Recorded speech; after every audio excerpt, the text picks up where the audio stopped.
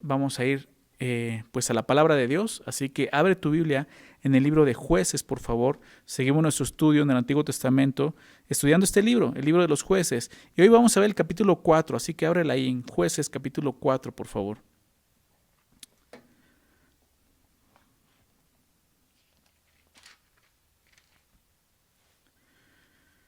Voy a leer los primeros 3 versículos para dar inicio al estudio y después de eso oramos, ¿ok? Dice así el verso 1.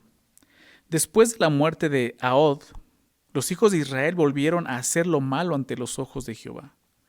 Y Jehová los vendió en manos de Javín, rey de Canaán, el cual reinó en Azor, y el capitán de su ejército se llamaba Sisara, el cual habitaba en Haroset Joim.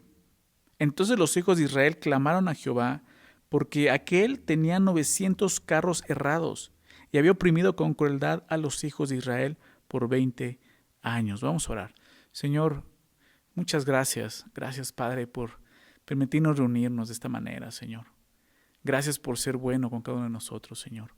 Por, Señor, no apartar tu palabra de nosotros, Señor. Muchas veces sabemos que ni siquiera merecemos que tú nos aconsejes, que tú nos hables, Señor, pero tú estás ahí insistiendo, Señor, y te damos gracias por amarnos tanto, Señor.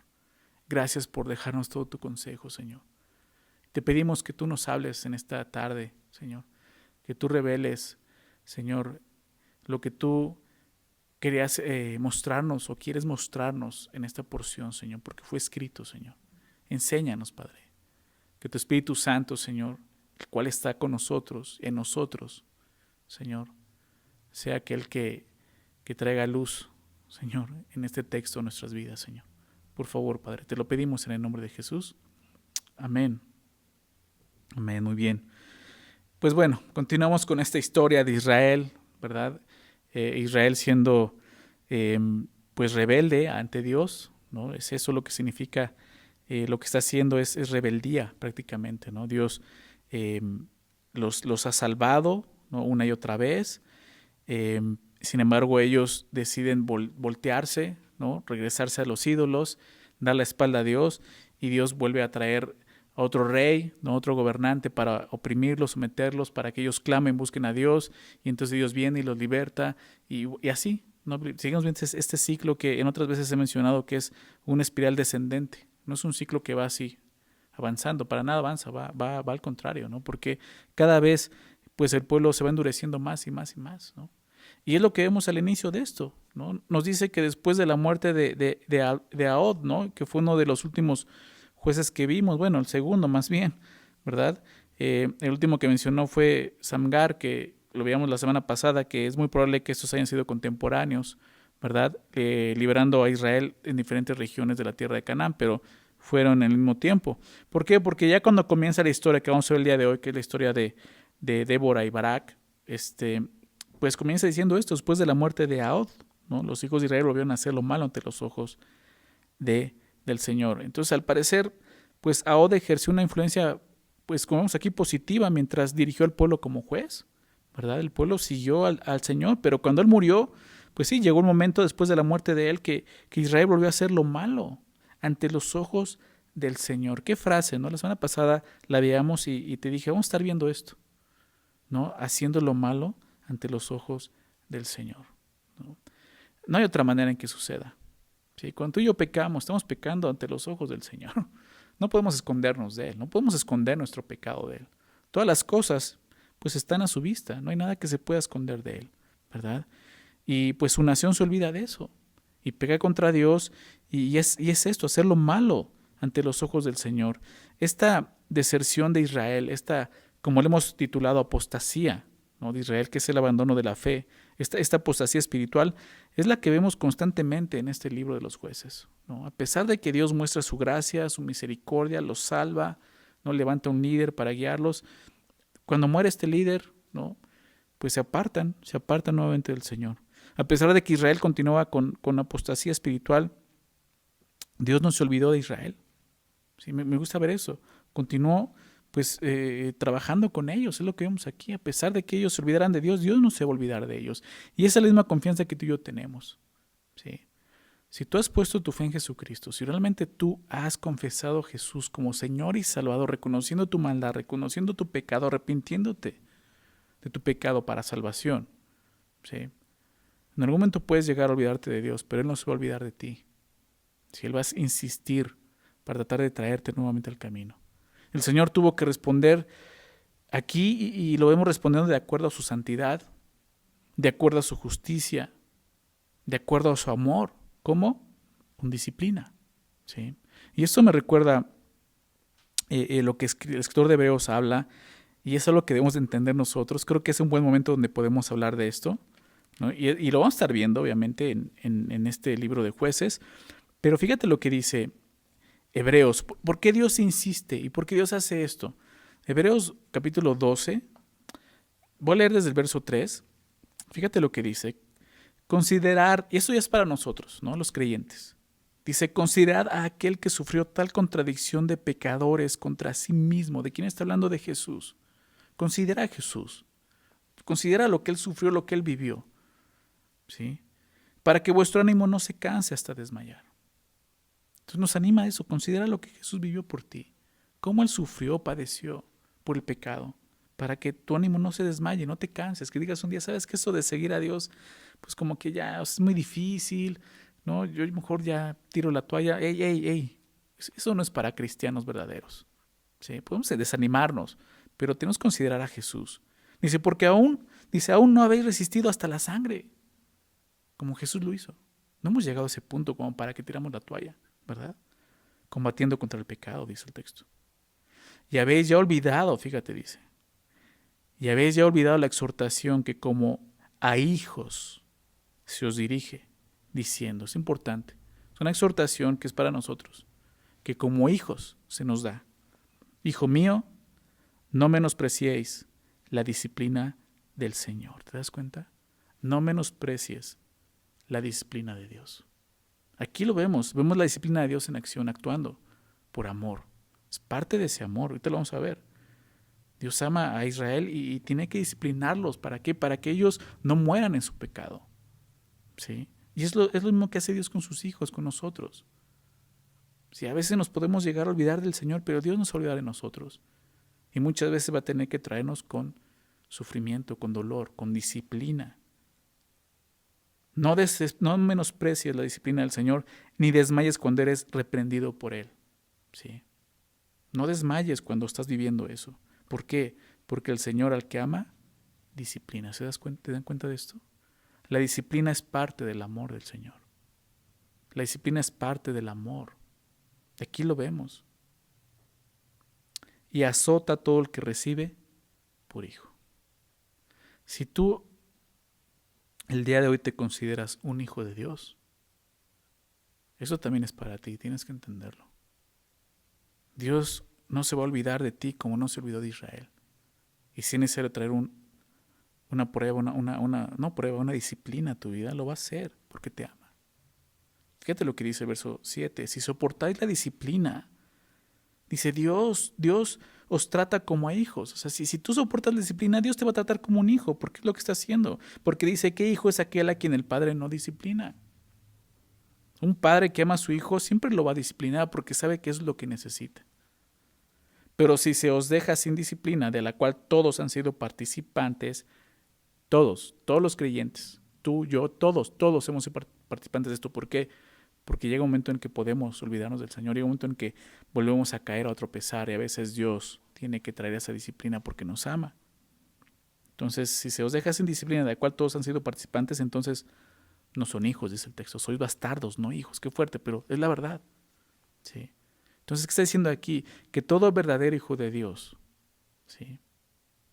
En algún momento, si llega a apartarse de Dios, a desanimarse, a querer tirar la toalla, Dios va a traer una disciplina a su vida. ¿Por qué? Porque necesita traerlo a Él, que no se aleje más de Él. ¿Sí? Eso es lo que vemos con Israel. Dice, por otra parte, tuvimos a nuestros padres terrenales que nos disciplinaban y los venerábamos, o sea, les obedecíamos. Entonces pregunta, ¿por qué no obedeceremos mucho mejor al Padre de los Espíritus y viviremos? Y aquellos, nuestros padres terrenales, ciertamente por pocos días nos disciplinaban como a ellos les parecía, pero para lo que nos es provechoso, para que participemos de su santidad. O sea, la disciplina tiene un propósito, que tú y yo seamos santos, apartados de este mundo para Dios, no apartarnos de Dios, sino apartarnos para Dios. ¿Me explico? Eso es lo que hace la disciplina. Fíjate lo que dice el verso 11. Es verdad que ninguna disciplina al presente, o sea, cuando la estás viviendo, parece ser causa de gozo, ¿verdad? La disciplina, pues en el momento no te da gozo, te puede dar hasta tristeza, esa aflicción, ¿verdad? Sino de tristeza. Pero, dice, después da fruto apacible de justicia a los que en ella han sido ejercitados. Eso es lo que Dios quiere, un fruto apacible de justicia, ejercitarnos aún en la disciplina. Israel necesitaba esto. ¿Por qué? Porque Dios los amaba. Porque Dios los había elegido para ser un pueblo santo, ¿recuerdas? Dios no se iba a olvidar de esas promesas. Dios va a cumplir todas sus promesas. Entonces no debemos de asombrarnos que Dios esté tratando así a Israel. Dios ama tanto a Israel que no los dejaría abandonados a su suerte. A veces quisiéramos que el Señor nos abandonara a nuestra propia suerte, pero Él nos ama, recuerda esto. Y cuando entendamos esta parte de su amor, estaremos agradecidos con Él por no abandonarnos en nuestra propia rebelión. Bien, recordemos que siglos atrás Dios había liberado a Israel de la esclavitud de Egipto, pero por causa de la apostasía de su pueblo, Él tiene que venderlos, entregarlos. Significa esa palabra, ya le hemos visto esta palabra cuando dice que los vendió, es entregarlos en manos dice el texto, de este rey llamado Javín, que es rey de Canaán. Ustedes recuerdan, hasta este momento Dios había usado a reyes de otros lados. El primero con Otoniel fue el rey de Mesopotamia, ¿recuerdan? De Asiria. El segundo con Naod fue este rey moabita, ¿recuerdan? Eglón, el rey moabita. Y el Samgar, ¿no?, que vimos la semana pasada, fue con este rey de Filistea, ¿no? Entonces eran reyes pues, de diferentes lugares, ¿verdad? Pero ahora es un rey de Canaán precisamente. Entonces Dios puede usar diferentes métodos para llamar nuestra atención. Eso tenemos también que verlo, ¿verdad? No va a ser siempre lo mismo, ¿verdad? Él sabe de qué forma nos vamos a responder a su llamado, aún en la disciplina. Ahora, este rey, regresando al texto, este rey, pues dice el texto que era rey, o más bien que reinó en Azor, ¿no? El cual reinó en Azor. Azor estaba ubicada al norte de Israel, en la parte norte de Israel, a unos 13 kilómetros del mar de Cineret, ¿no? Que hemos visto anteriormente simplemente es el mar de Galilea, del que se conoce más adelante en los tiempos de Jesús como el mar de Galilea. Y esta era una fortaleza cananea, pues prácticamente era la más importante de ahí del norte de Israel, ¿no? Era un gran, pues sí, una gran ciudad muy fortalecida, ¿no? Y es el rey Javín. Y aunque el rey Javín, ¿no?, pues es el que nos presenta como el líder, como el rey, la atención de la historia se centra no en él, sino en Sísara, que es el capitán del ejército de Javín. ¿Sí? Que es lo que vemos aquí, lo presenta así. Y nos dice entonces, verso 3, que los hijos de Israel clamaron a Jehová porque aquel, o sea, Sísara, tenía 900 carros errados. Ya hablamos de los carros errados, ya hemos visto que pues representaban pues un gran, ¿cómo decirlo? No peligro, sino pues como enemigo, ¿no? Para el pueblo, ¿no? Y entonces, pues aquí lo vamos a ver, eran carros cerrados que Israel no tenía, ¿no? Te decía, eran como, el día de hoy podrían ser como, pues carros cerrados serían como tanques de guerra, ¿no? Entonces ellos, pues los veían así y vemos que este hombre tenía 900 carros de esto. Este hombre tenía un ejército con 900 carros cerrados, que durante 20 años, dice el texto, oprimieron a Israel con crueldad. Es lo que dice, y había oprimido con crueldad a los hijos de Israel por 20 años. Esto llevó a los hijos de Israel a clamar al Señor. Empezaron a clamar nuevamente al Señor. Y nuevamente vemos que Israel tardó 20 años para clamar a Dios. Nuevamente, ¿por qué tanto tiempo? Al principio vimos que estuvieron 8 años, ¿verdad? 8 años y clamaron al Señor, sí. Después estuvieron 18 años y clamaron al Señor. Ahora vemos 20 años. Y por eso decía, no es que vaya mejorando, o sea, cada vez su corazón se va endureciendo. Cada vez están soportando más la opresión, ¿te das cuenta del enemigo? Pasaron 20 años, después de 20 años claman al Señor. ¿Por qué? Lo mencioné la semana pasada, te lo vuelvo a mencionar, por la dureza de su corazón. ¿Sí? Muchas veces nosotros hacemos lo mismo. Dios trae disciplina a nuestra vida buscando arrepentimiento, pero no nos importa que esa disciplina se extienda con tal de no arrepentirnos. Y eso es dureza del corazón. Algunas veces hasta le echamos la culpa a todo, ¿no? Menos a nuestro corazón arrepentido. No, es que estoy así por culpa de mi jefe. Mi jefe es el que me tiene mala tierra y no me comprende ¿no? O no, la culpa es de mis papás o la culpa... O sea, no entiendes que Dios está disciplinando y que tienes que arrepentirte. Tienes que empezar por ahí. O sea, quizá esta aflicción que estoy viviendo, Dios está llamándome atención. Tengo que ver dónde está mi relación con el Señor. Que sí puedes pasar 8 años, 18 años, 20 años. ¿Sí? Entonces, pues Israel después de 20 años clama al Señor. ¿Y sabes qué pasa? Que el Señor escucha. El Señor responde. Esa es la gracia y la misericordia del Señor. Cuando no merecemos, ¿verdad? Dios actúa. Fíjate el verso 4. Gobernaba en aquel tiempo a Israel una mujer, Débora, profetisa, mujer de Lapidot, y acostumbraba a sentarse bajo la palmera de Débora entre Ramá y Betel en el monte de Efraín, y los hijos de Israel subían a ella a juicio. Entonces vamos a ver esta mujer ahora llamada Débora, que es la primera y la única mujer que menciona que pues fue juez en Israel, ¿no? Y lo primero que quizás llame nuestra atención de esta mujer de Débora es que fuera profetisa, lo menciona ahí, ¿verdad? Profetisa. Pero el Nuevo Testamento, o sea, no tiene por qué sorprendernos, porque aún el Nuevo Testamento menciona pues que Dios puede darle ese don también a una mujer, ¿sí? Pero igual que todos los dones del Espíritu deben de ejercerse bajo el orden bíblico. Esto es lo importante, ¿sí? Déjame citar 1 Corintios, capítulo 11, verso 5. Fíjate lo que este versículo dice. 1 Corintios 11, verso 5. Dice, pero toda mujer que ora o profetiza, ¿te das cuenta que lo está dando por hecho? Pues en la iglesia puede haber mujeres que tengan este don. ¿Pero qué dice? Toda mujer que ora o profetiza con la cabeza descubierta, ¿qué sucede? Afrenta su cabeza. Porque lo mismo es que si se hubiese rapado. O sea, me está hablando de que la mujer puede tener este don, sí, pero tiene que cuidarse de hacerlo correctamente, porque puede estar en rebelión o en rebeldía afrentando su autoridad. ¿Sí se dan cuenta de eso? Quiero citar aquí al pastor David Gusick comentando esto, muy interesante lo que él dice. Dice de 1 Corintios 11:5, que es el versículo que acabo de citar, vemos que el elemento esencial para el ministerio de una mujer como profetisa en la iglesia primitiva era su clara sumisión al liderazgo del hombre en la iglesia, evidenciado al utilizar ella el velo. Usaban un velo con ese sentido, mostrando que tenía una autoridad sobre ella, ¿no? Entonces, creo que es importante entender esto, ¿sí? Recordemos que lo que censura el Nuevo Testamento es que las mujeres enseñen a los hombres, no que profeticen, ¿ok? Son dos cosas diferentes, ¿sí? No me quiero extender mucho en esto, pero creo que es bueno entenderlo. Profetizar es hablar de parte de Dios, ¿ok? Es hablar de parte de Dios.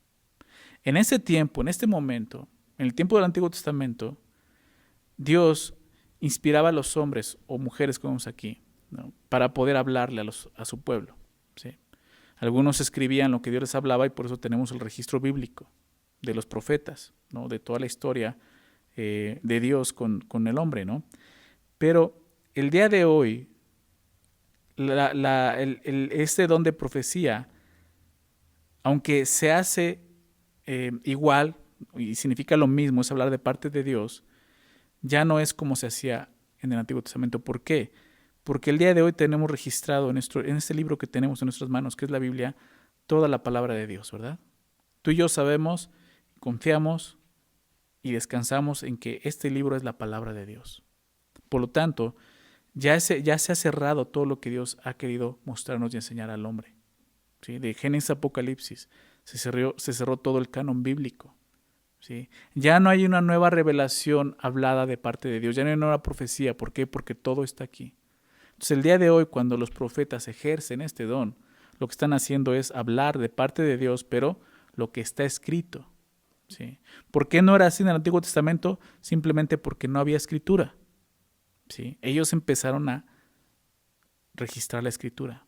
Entonces, el día de hoy, todo lo que Dios quiere hablarnos lo encontramos en su palabra. ¿Cómo se ejerce el don de profecía? Simplemente cuando una persona viene, ¿no?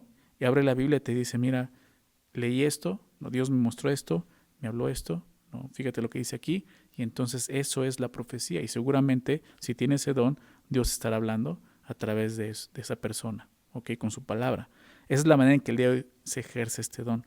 Pero otra cosa es que la mujer enseñe. Eso es lo que sí censura el Nuevo Testamento. No que profetice, sino que enseña a los hombres. Déjame recordar esto en 1 de Timoteo, capítulo 2, versículo 11 y 12. Fíjate lo que dice ahí. 1 de Timoteo 2, 11 y 12. La mujer aprende en silencio con toda sujeción. Nuevamente menciona eso.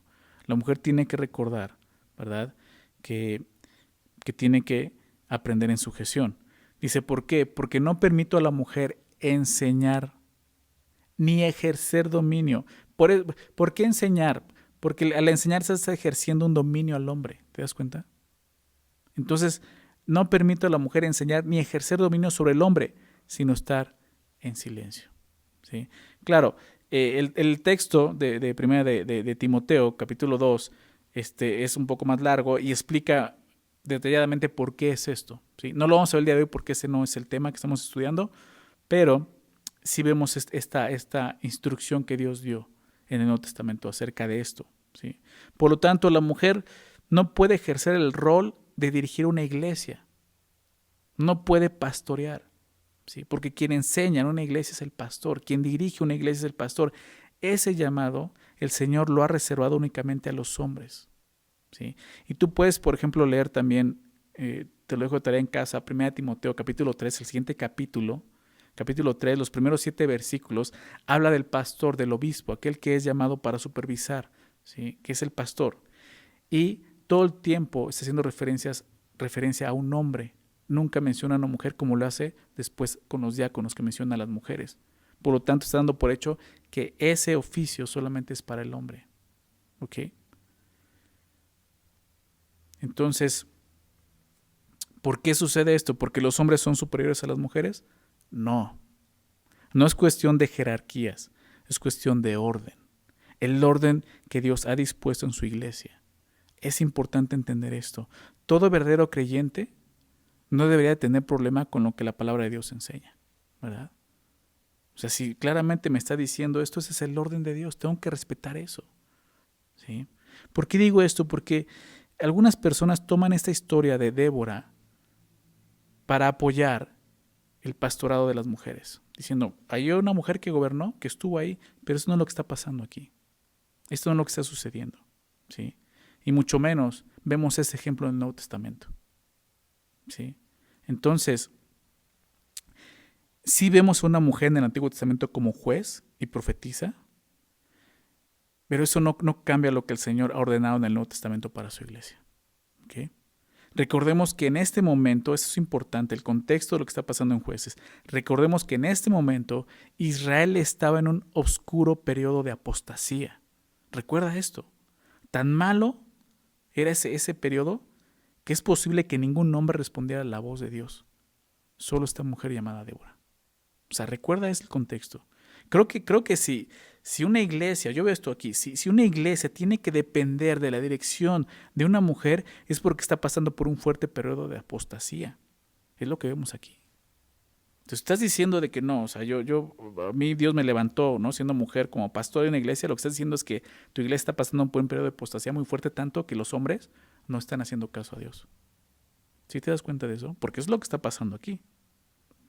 Entonces, aquellas mujeres que usan la historia de Débora para apoyar su pastorado deben de considerar el contexto de lo que está pasando aquí con Israel. Aparte, el texto dice que ella gobernaba, ¿verdad? Que ella gobernaba en aquel tiempo Israel. ¿Esto qué significa?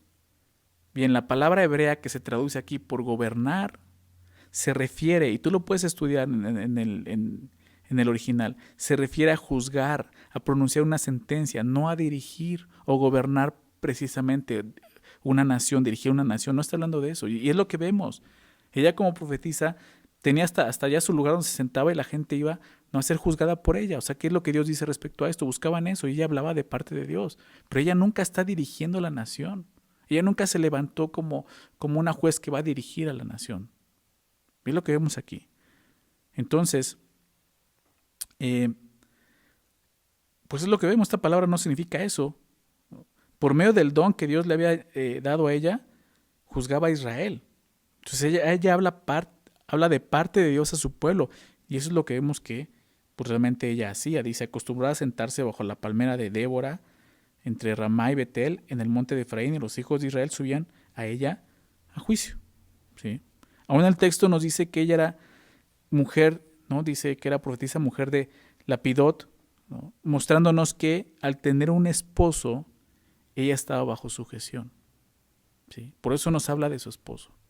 Entonces vemos claramente esto. ¿Ok? Vamos a continuar. Fíjate ahora lo que dice el verso 6. Y ella envió a llamar a Barak, hijo de Abinoam, de Sedes de Neftalí, y le dijo, ¿no te ha mandado Jehová Dios de Israel diciendo, ve junta a tu gente en el monte de Tabor y toma contigo 10,000 hombres de la tribu de Neftalí y de la tribu de Zabulón, y yo atraeré hacia ti al arroyo de Sisón a Sisara, capitán del ejército de Javín, con sus carros y su ejército, y lo entregaré en tus manos? Entonces lo que hace Débora es importante. Ella llama a Barak, que es un nombre. ¿Para qué? Para que dirija al pueblo.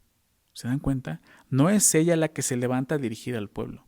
No es ella la que se levanta en guerra y yo voy a dirigirlos. No. Ella sabía que esa labor no era de una mujer, sino de un hombre, de un varón. Y sabe que Dios ya había llamado a un varón para esto. Es importante que la mujer entienda muy bien el llamado y el lugar que Dios le ha dado en el cuerpo, en su iglesia. Y no solo en su iglesia, en la sociedad.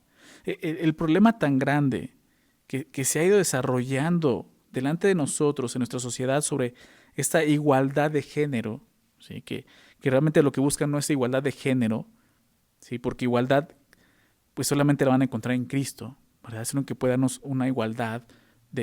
Ellos están buscando a ver quién gana, el hombre o la mujer, están peleando, ¿sí? Por gobernar, por señorío. No hay igualdad en eso. ¿Sí? Nosotros como creyentes tenemos que entender que en Cristo tenemos el mismo valor. Somos diferentes, sí, pero tenemos el mismo valor en identidad, en ser, como Dios nos creó, pero diferentes funciones. No tenemos que buscar que unos tomen la función de otros. Ese es el problema. Este problema de igualdad de género que estamos viendo en nuestra sociedad el día de hoy tiene su raíz en no entender el llamado y el lugar que Dios le ha dado tanto al hombre como a la mujer. Obviamente, refiriéndome a que el problema más grave es que la humanidad le ha dado la espalda a Dios y por consecuencia se han desviado de su origen y orden. Ese es el gran problema del día de hoy. Es el pecado, ¿verdad? Es triste ver cómo la mujer se ha levantado para pelear por un lugar que ni siquiera le corresponde, ¿verdad? Quiere gobernar, quiere enseñorearse del hombre, pero ese no es el orden de Dios, ¿sí? Las dos cosas, el día de hoy lo que se le llama feminismo como el machismo, son pecado. Son pecado, son personas abusando de su posición delante de Dios. Necesitamos regresar al Señor para entender el llamado que nos ha dado tanto como hombres y mujeres y entonces funcionar correctamente, aún en nuestra sociedad. ¿Sí? Algo más lamentable, ¿sabes qué es? Que los creyentes, conociendo a Dios y su palabra, pensemos y nos acomodemos a este tipo de filosofías del mundo. Todos los creyentes, tanto hombres como mujeres, debemos de comprender y confiar en el orden que Dios nos ha dado como su iglesia. ¿Qué es lo que Dios te pide? ¿Qué es lo que Dios te llamó? ¿Sí? Entender y estar totalmente de acuerdo con lo que Dios te ha llamado a hacer como hombre o como mujer. ¿Sí? Ese es un problema que debemos de entender nosotros. ¿Por qué? Porque Satanás nos está atacando con esas filosofías. ¿Se das cuenta? Por todos lados está eso. ¿Sí? Y si no vamos a la palabra y entendemos y abrazamos el orden que Dios ha puesto, fácilmente seremos llevados así por viento de doctrina. ¿Sí? Por esas filosofías huecas. Estamos aferrarnos a lo que Dios dice en su palabra y confiar y creer en eso. Porque es la mejor manera en que vamos a funcionar. Ahora como su cuerpo, como su iglesia. Bien, entonces vemos cómo Débora llama a Barak porque sabe que pues esta no es su labor, no es la labor de ella. Ella sabe y reconoce que hay alguien más que Dios ha llamado para esa tarea. Un creyente que está sirviendo al Señor correctamente, en el Espíritu, no tendrá problema de reconocer hasta dónde llegan sus responsabilidades. No tendrá problema de reconocer que hay personas que Dios ha levantado con autoridad en su vida. No tendrá problema en respetar dichas autoridades. ¿Sí? Y es lo que vemos en Débora. Débora como profetisa, una mujer que escuchaba a Dios y habla de parte de Dios, le dice a Barak, oye, ¿no has escuchado? O sea, como que no has sentido como que Dios te ha hablado, ¿no? ¿Qué es lo que le está preguntando, no? Débora hablando como profeta de Dios, pues le confirma a Barak lo que Dios le había mostrado. Me gusta esto, porque a pesar de que muchas traducciones no lo ponen como pregunta, sino como una orden, Dios está diciendo esto, lo que vemos aquí es una pregunta. Y esto nos muestra que Dios solo estaba confirmando a través de Débora algo que ya le había pedido a Barak, algo que ya le había dicho que hiciera. O sea, prácticamente Débora le está diciendo, Barak, como que ya obedece al Señor, ¿no? O sea, Dios te habló, ya pon atención, ¿no? Y sabes, algunas veces así funciona la profecía. Algunas veces el Señor envía a alguien quien a través de su palabra te confirma algo que Dios ya te había mostrado hacer anteriormente. A veces solamente necesitamos empujoncitos de decir, oye, pues como que Dios ya te había dicho esto, ¿no? Digo, no así. Algunas veces sucede en una enseñanza, ¿verdad? Con un hermano que está compartiendo algo que leyó, etcétera. Dios puede hablarte y decirte, sí, te pedí que hicieras esto. Y pues prácticamente eso es lo que sucede. Y lo que ella le dice es que Barak pues será quien dirigiera al pueblo, ¿verdad? Contra el ejército de Sísara y que Dios lo entregaría en sus manos. Es lo que dice ya ahí al final del verso 7. Yo traeré hacia ti al arroyo de Sisona a Sísara, capitán de ejército de Jabín, con sus carros y su ejército, y le entregaré en tus manos. Entonces, vamos a ver qué pasó, porque a pesar de que Dios le habla así, ¿no? Vamos a ver lo que contesta Barak, ¿no? Barak le respondió, verso 8, si tú fueres conmigo, le está diciendo a Débora, yo iré, pero si no fueres conmigo, no iré. Ella dijo, iré contigo, mas no será tuya la gloria de la jornada que emprendes, porque en mano de mujer venderá Jehová a Sísara. Y levantándose Débora, fue con Barak a Cedes, y juntó Barak a Zabulón y a Neftalí en Cedes, y subió con 10,000 hombres a su mando, y Débora subió con él. Entonces Barak responde a Débora, ¿pero cómo? Pidiéndole que ella vaya con él. Prácticamente, yo no voy a ir si tú no vas conmigo. ¿Por qué? ¿Por qué?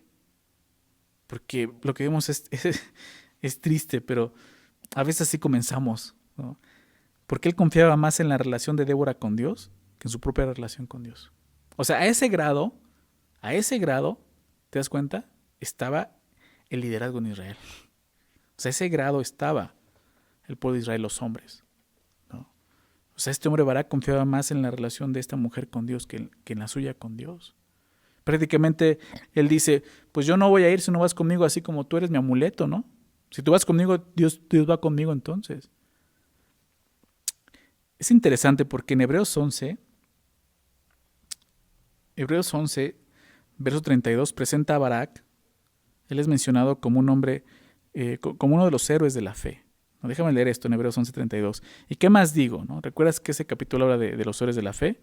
¿Y qué más digo? Porque el tiempo me faltaría contando de Gedeón, menciona a Gedeón, ya lo vimos, de Barak, aquí lo vemos, de Sansón lo veremos, de Jefté, de David, así como de Samuel y los profetas, ¿no? O sea, lo menciona en este capítulo que habla de los héroes de la fe, pero aquí vimos que su fe estaba puesta en la relación de Débora con Dios.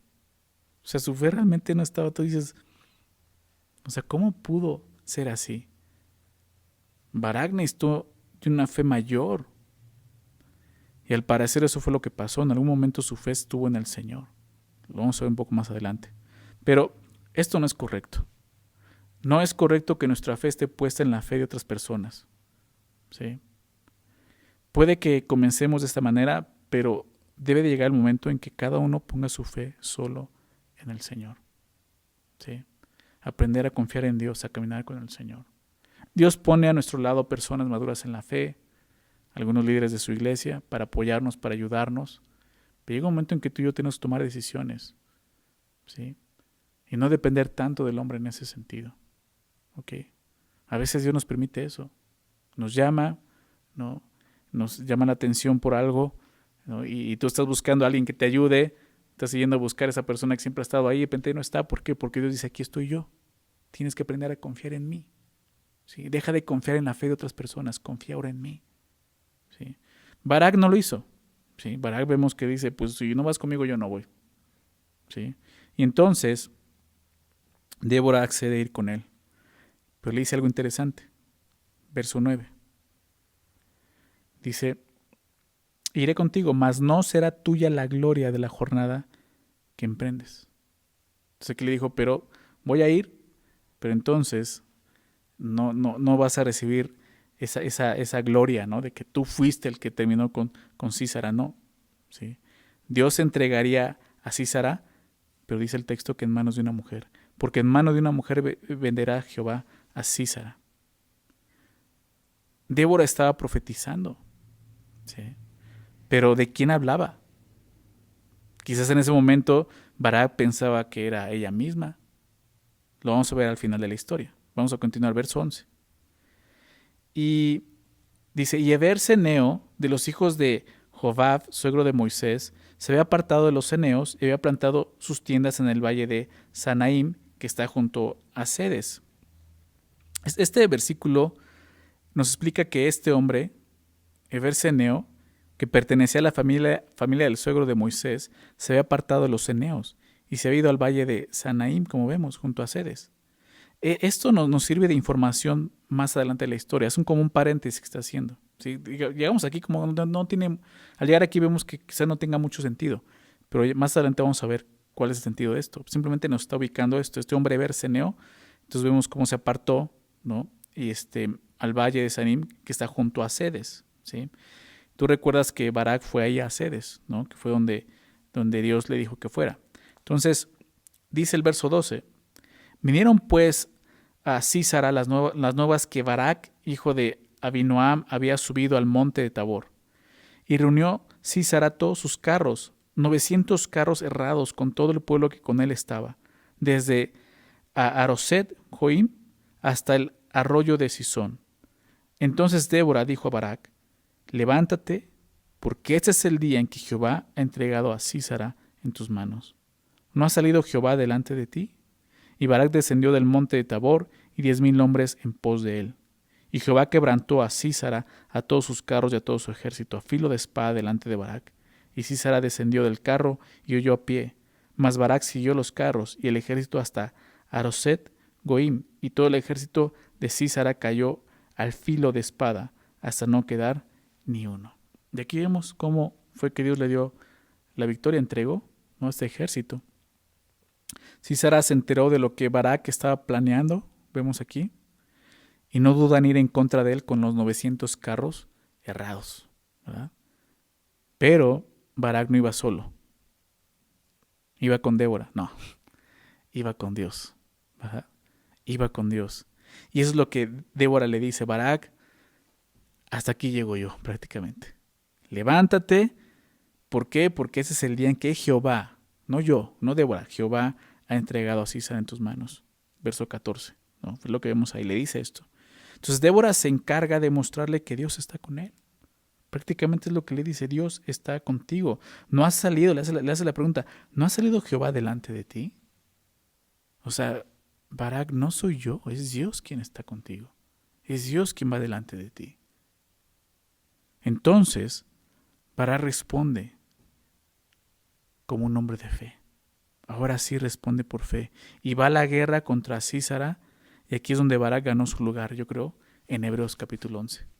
¿No? Porque aquí ya va la guerra y realmente es feo. O sea, va a enfrentarse, ¿no? Él lleva, dice 10,000 hombres, pero va a enfrentarse con estos 900 pues, carros de guerra, ¿no? Errados.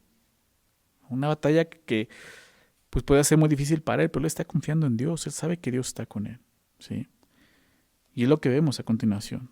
El texto nos dice que precisamente fue Dios quien hizo esto. Fue Dios quien entregó a sus enemigos, como lo ha hecho siempre. Siempre desde que estudiamos Josué, hemos estado viendo eso, cómo es Dios quien entrega. Dios entrega a los enemigos.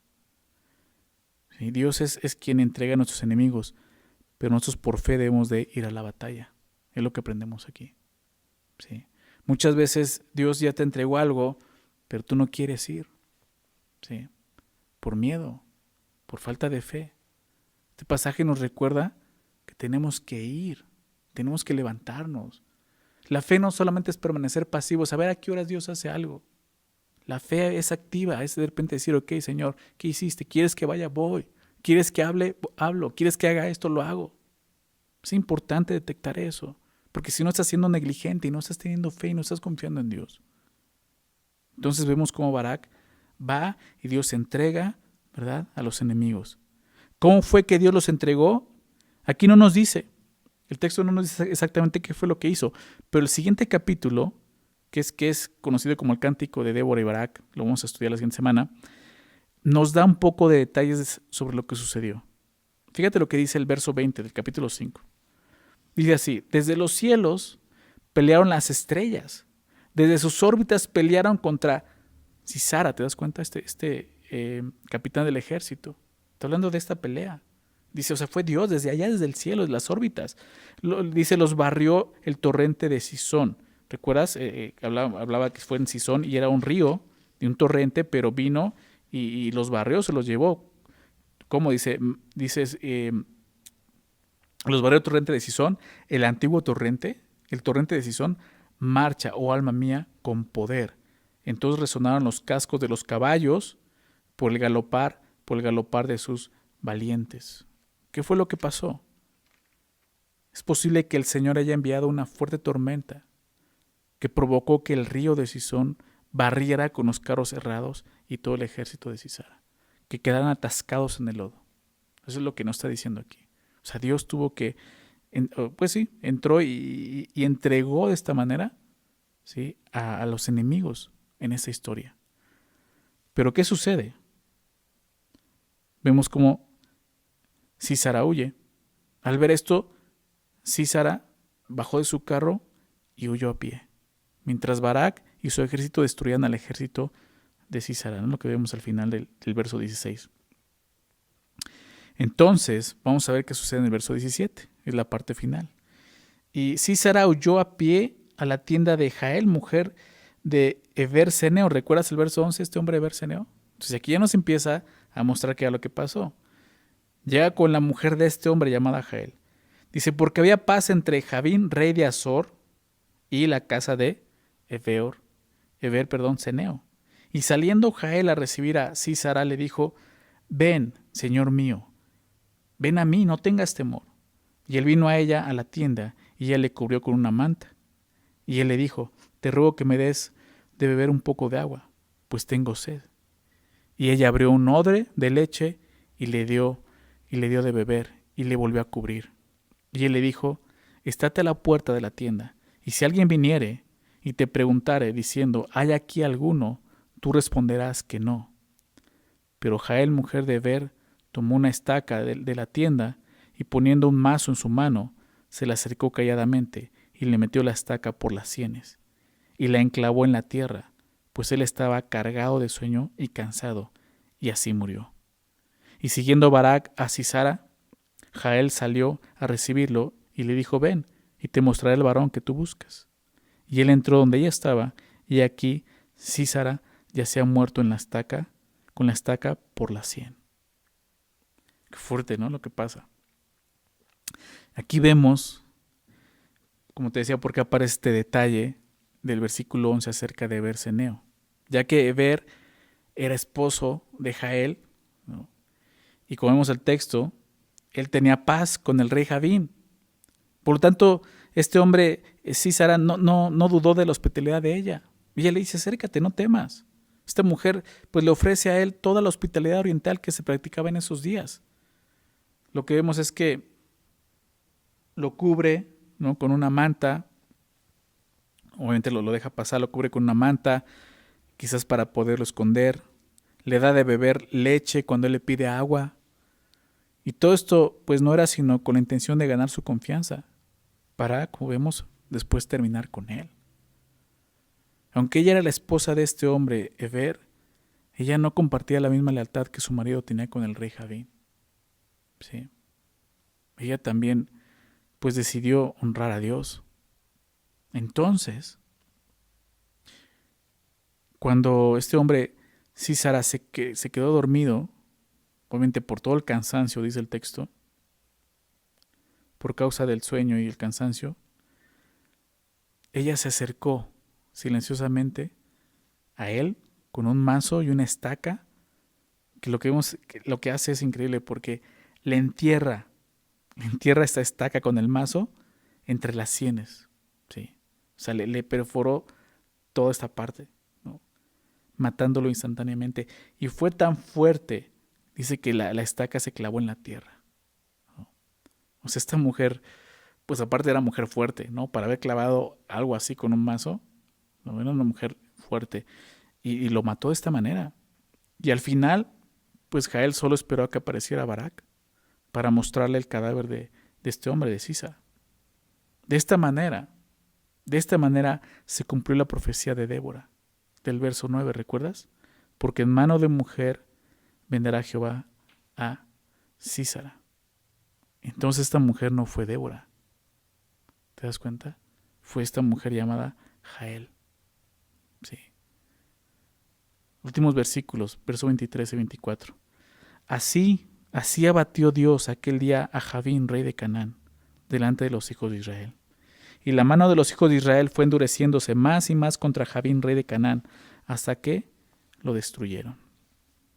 Estos últimos versículos solo nos muestran que aunque Sísara había sido derrotado, todavía el rey Javín estaba de pie, ¿verdad? Israel debe terminar definitivamente con el reinado de Javín, y eso es lo que sucede. Esto nos recuerda que, aunque ganemos una batalla en el Señor, la lucha va a seguir. No debemos de bajar la guardia cuando ya hemos ganado una victoria con el Señor. Es algo que tenemos que aprender.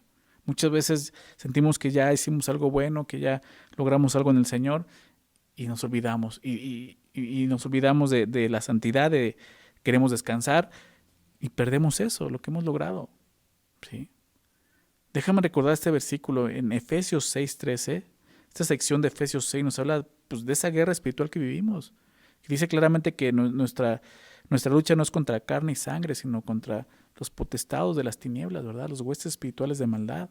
Y después de eso dice esto, Efesios 6:13, dice, por tanto, tomad toda la armadura de Dios. ¿Para qué? Para que poder resistir en el día malo. Ok, la tomo y resisto en el día malo. Y dice, habiendo acabado todo, estar firmes. ¿Te das cuenta? Por esto, porque aunque ganemos una victoria, la lucha va a seguir. ¿Sí? Tenemos que estar firmes, permanecer firmes. Eso es lo que necesitaba Israel. Eso fue lo que le faltó. Por eso, ya de que estaban bien con Dios, volvían a su pecado, volvían a servir a los dioses. ¿Sí? Porque se olvidaban que tenían que estar firmes espiritualmente en la fe. Tenemos que recordar esto nosotros. ¿Okay? Qué historia, ¿no? ¿Qué aprendemos de esta historia? Aprendemos muchas cosas, pero creo que lo primordial es que Dios nos ha dado un lugar a todos en su cuerpo. Hombres y mujeres, como vemos aquí. Cada uno de nosotros, entonces, debemos de saber y comprender cuál es ese lugar. ¿Sí? Entender el orden de Dios. Como hombres y mujeres, Dios quiere usarnos, pero debemos de entender cuál es mi lugar para poder funcionar y servir mejor al Señor. entender el llamado que Él me ha dado, conocer su palabra, entender cómo yo como varón puedo ser útil mejor al Señor, cómo tú como mujer puedes ser útil al Señor. ¿Sí? Pero eso lo vamos a encontrar solamente en su palabra. ¿Ok? Lo que Cristo vino a hacer, sí vino a darnos una identidad como sus hijos. Pero el problema es de que muchas veces no vivimos de acuerdo a esa identidad. Dice, déjame terminar con este versículo, en Gálatas 3:28. Gálatas 3:28, el apóstol Pablo bien dice eso: ya no hay judío ni griego, no hay esclavo ni libre, no hay varón ni mujer, porque todos vosotros sois uno en Cristo Jesús. Está diciendo, en Cristo ya no hay jerarquías, ya no hay géneros en ese sentido, de cuál vale más que el otro. No, todos somos iguales, pero hay un orden.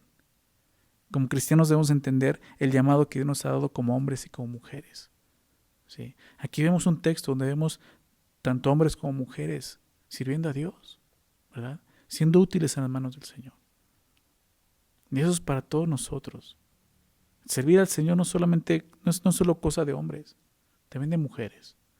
Pero es importante que entendamos hasta dónde me corresponde a mí servir a Dios. Hasta dónde yo tengo autoridades a las cuales yo tengo que respetar y considerar. Esa es la manera en que el cuerpo va a funcionar correctamente. ¿Sí? Como hombres, pues vemos a Barak, ¿verdad? Tenemos que levantarnos como hombres. Muchas veces los ministerios, y sucede, o sea, en iglesias, ¿no? El pastorado lo toman las mujeres porque no hay hombres. Y eso es lo que estaba pasando en Israel. Un tiempo de apostasía. Los hombres no buscaban a Dios. ¿Sí? Pero no debe de ser así, ese no es el orden. Si eres hombre, tienes que levantarte, tienes que buscar al Señor, tienes que entender lo que Dios te ha llamado a hacer. Barak escuchó a Dios, pero no hacía caso hasta que Débora le habló. No esperes, levántate, haz lo que Dios te ha llamado a hacer sin temor, con fe. ¿Sí? Él dudó y perdió esa honra que Dios le iba a dar. Se la dio a Jael. Ella fue la que terminó con Sísara, ¿verdad? Entonces, como hombres tenemos que levantar, nosotros como hombres tenemos que dar el ejemplo a nuestras familias. ¿Sí? No dejes que tus hijos o tu esposa te ganen, o sea, tú empieza a buscar al Señor, da tú el ejemplo. ¿Ok? Quisiera terminar haciendo una oración, dándole gracias a Dios por esto y pidiéndole eso, que nos fortalezca, ¿verdad? Pidiéndole a Dios que nos ayude a entender el llamado que nos ha dado en particular a cada uno de nosotros. Vamos a orar. Señor, te agradecemos por esta noche ya, Señor, por permitirnos estar en tu palabra, escuchar tu voz, entender lo que nos hablabas hoy. Danos entendimiento, Señor, pero sobre todo danos, Señor, obediencia, Señor. Tanto hombres como mujeres, entender el llamado y el orden que tú nos has dado, Señor, como tu cuerpo. Sabemos que Satanás el día de hoy, Señor, está atacando a la humanidad con esto, Señor. En todos los sentidos, Señor. Los hombres dejando a un lado el lugar como hombres, las mujeres dejando a un lado su lugar como mujeres. Y lo peor, Señor, es que muchas veces nosotros como iglesia tomamos, Señor, esas creencias, esas filosofías que no son de ti, Señor. Así de sencillo, no vienen de ti, vienen de Satanás. Ayúdanos, Señor, a entender nuestro lugar, el lugar que tú nos has dado, Señor, de acuerdo a tu palabra. Danos entendimiento, Señor. Como hombres, ayúdanos, Señor, a estar al frente, a liderar como tú nos llamas, con amor como tú lo hiciste, Señor, con gracia. A levantarnos, Señor, como Débora le dijo a él, levántate. Señor, ese llamado que tienes para nosotros como hombres, levantarnos, Señor, buscarte, conocerte, dirigir nuestros hogares, Señor. Y a las mujeres entender también ese llamado, Señor.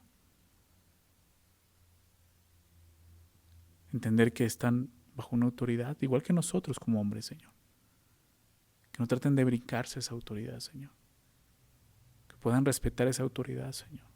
Porque al hacerlo, Señor, te están respetando a ti, Señor. Ayúdanos, Señor, como tus hijos. Aún sea necesario, Padre, trae disciplina a nuestras vidas para corregirnos. Si necesitamos eso, hazlo, Señor. Pero ayúdanos a verlo, Señor. Aún si el día de hoy estamos pasando por esa corrección, ayúdanos a abrir nuestros ojos y darnos cuenta de eso, Señor. Por favor, Padre. Sabemos que eres tú el que está con nosotros, Señor. No tenemos por qué dudar. Eres tú quien nos habla y nos dirige, Señor. Y eso es lo que te pedimos, Señor. Dirígenos. Danos entendimiento de tu voluntad para cada uno de nosotros. Por favor, Padre. Te pedimos esto en el nombre de Jesús. Amén.